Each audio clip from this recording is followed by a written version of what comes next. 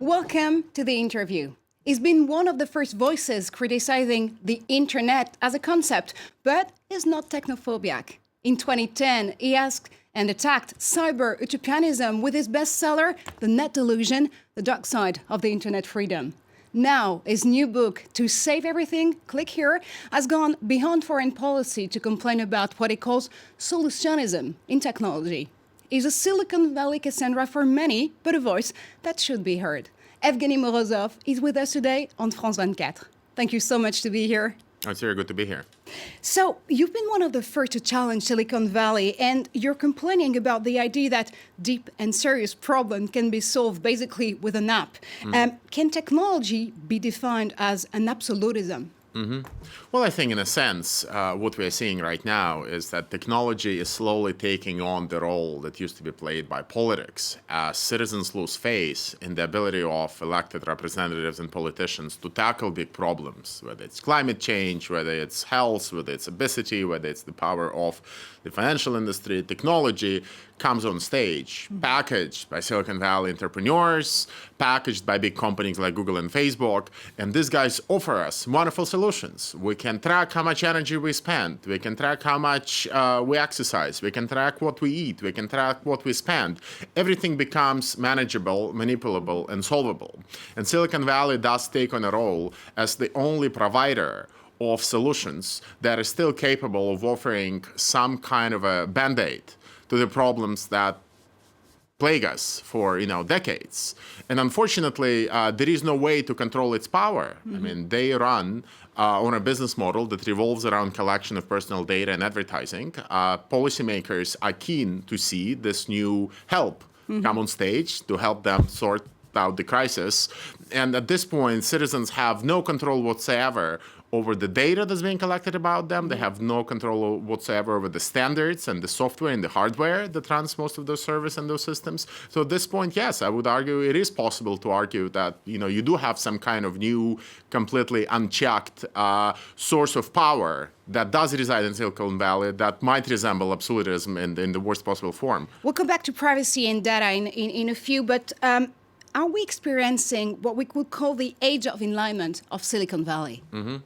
Well, that's how Silicon Valley would like us to see things, right? They would like us to see innovators and entrepreneurs and hackers as natural heirs, as natural successors to the figures of Enlightenment. They are promoting progress, they are promoting innovation, they are promoting greater access to knowledge. This is how Google and Facebook and all of the companies in that area continuously frame their activities. However, I would argue it would be much more appropriate for us as a public to treat them as any other industry. We have to treat Silicon Valley with the same kind of suspicion with which we treat banks, with which we treat Wall Street, with which we treat oil companies. Those are essentially private actors who have their own business models. They are in it to make money. And just because they manage to trade on the legacy of the Enlightenment, because they kind of manipulate this connection between science and technology, and arguing that since they're doing technology, they must also be doing science. I mean, that does give them a free card. And we need to be very careful as a public here, because these companies do enjoy a major publicity benefit that other sectors do not enjoy, but it shouldn't prevent us, the public, from being as critical about the activities of any other industry. But since the NSA scandal and PRISM, they definitely are under scrutiny. Take, for instance, Edward Snowden. A few days ago, he was encouraging users to protect themselves from Google, Facebook, Dropbox. So have those services gone so political that they're turning against us? So on the one hand, what you're seeing is that these companies seek to deflect any guilt by saying that they just do what the government asks of them, or the government actually does things without even telling them. So they're trying to claim that they are entirely innocent. That, of course, is incorrect, because the entire business model revolves around collecting data. If they did not have to sell advertising based on the emails that I have in my inbox, they would never even look inside them. The reason why it's possible for Google to understand what's inside my inbox is because it needs to sell ads against it. On the other hand, with figures like Snowden, whom I appreciate greatly, we also see this very interesting new type of activism where users are encouraged to participate in politics as consumers. You essentially have to choose between different products. Don't use Dropbox, use some other service. Don't use Gmail, use some other email. I think as a short-term solution, it might work. We do want to make sure that users go for the most secure services. In the long term, I think it might end up in a situation where privacy itself becomes a commodity for which we need to pay. Because ultimately, if you don't want to have your email subsidized by advertising and surveillance, you'll have to pay. Right? And I don't think that that's the only way in which we as a society can tackle such problems. We need to tackle it politically, collectively, through parties, through some kind of traditional political representation, and not just as consumers in the marketplace. So when or then, what scares you more, the enrichment of government power into our lives or corporations? I think at this point, it's very hard to separate the two. I mean, we have this very bizarre and very disturbing symbiosis between the two, whereby the governments have actually decided that they can rely on the private sector to help them sort out this massive troves of data. Essentially, that's the Faustian bargain that they have struck. The Silicon Valley organizes the data for NSA, and NSA can then step in and have access to it, and thus they actually both save on resources.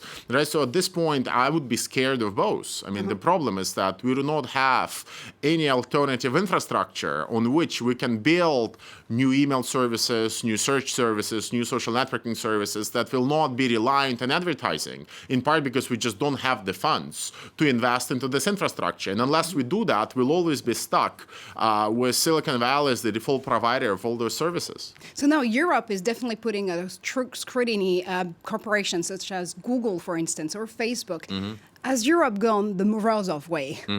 Unfortunately not. I think Europe is going the way of its own domestic national champions. And much of what we see when it comes to Google bashing in both France and Germany, for example, stems directly from the efforts of domestic industry, big publishing companies, big industrial companies who are afraid of Google entering their fields to defeat it. So, I mean, that's not, for me, an adequate solution. The solution is not to tie the hands of Google to promote domestic industry. The proper solution is to invest money into highly decentralized, secure infrastructure that will have privacy by default and make sure that citizens can actually use it rather than to tie the hands of Google and hope that somehow a company that can compete with Google will emerge domestically in Europe. I don't think it's going to happen. You know, it's not the same situation as between Airbus and Boeing, the reference that European policymakers like to make. We do need to invest money in infrastructure. You're also challenging the idea of the gamification of democracy. What do you mean by that?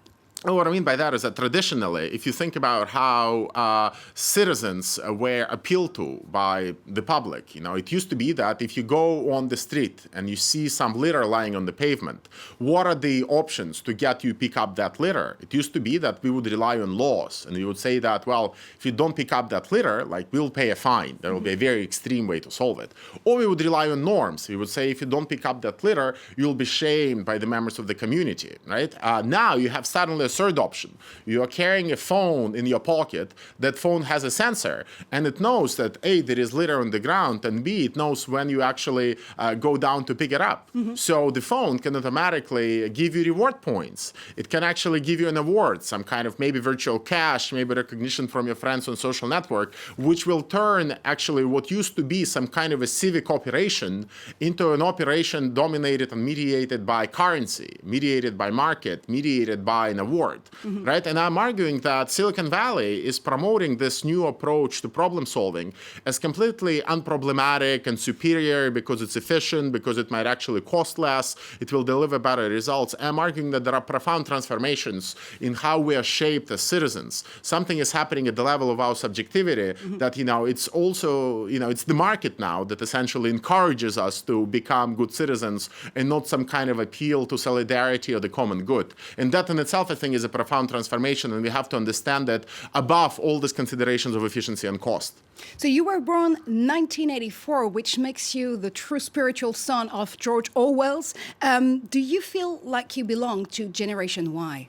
More like a grandson than a son, I guess. But I mean, there is clearly, I mean, I would not present myself as somebody who's anti-technology or somebody who does not use, electronic devices. I use all of them, and I think there are wonderful things you can get from reading a book on an electronic screen rather than on, paper. I mean, if you are studying languages, for example, you are far better off reading a book and looking up the words electronically than doing it with a paper dictionary. For me, the benefits are obvious. The problem is that, again, the only way to do it right now is to rely on a company like Amazon, which tracks everything we read, saves it, and then expects to build some kind of a business around it. I don't think that that's the right way to do it. So the choice for us as a public is to figure out what are the best theoretical elements of the technological infrastructure we want to keep, but then to figure out what kind of economic and business model and social model we can have in place in order to deliver those benefits, right? I mean, there are alternative ways to deliver goods. I mean, we used to understand that, in Europe,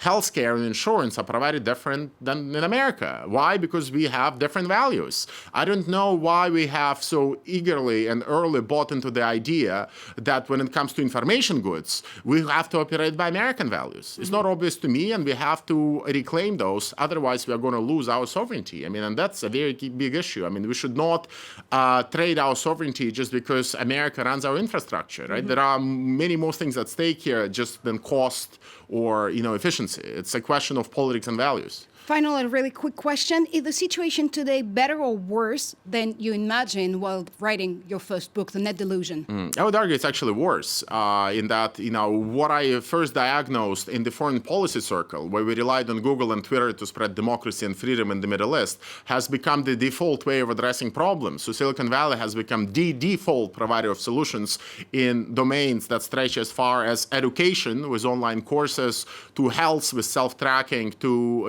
many other industries. It's now pervasive, in part because Silicon Valley is the only player at this point capable of delivering solutions that the state can no longer deliver. Thank you so much, Evgeny Morozov, for being with us today on France 24. That's all we have time for, but stay with us. More news to come on France 24.